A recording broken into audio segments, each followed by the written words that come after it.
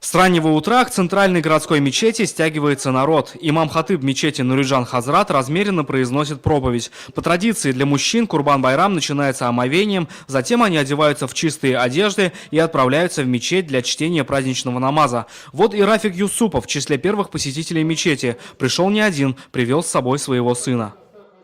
Мы обязательно всей семьей соберемся вместе, исполним жертвоприношение и выполним все наши обязанности.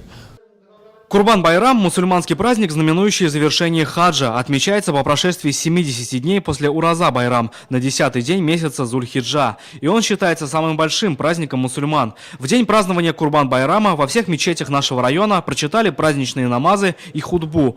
Праздничный намаз в центральной мечети проводил заместитель мухтасиба района Абдулла Хазрат Муртазин. Праздничное утро эту мечеть посетил и глава района Равиль Кузюров. Он поздравил всех мусульман с праздником и выразил свои пожелания. Очень радует, что молодежь в Нурлате тянется к религии, что они массово посещают мечети, сказал Равиль Афраимович и пожелал всем присутствующим мира и благополучия. Вместе с вами мы ведем активную работу в городе и в районе. Желаю, чтобы и в дальнейшем все это продолжалось. Я желаю всем счастья, удачи и новых свершений.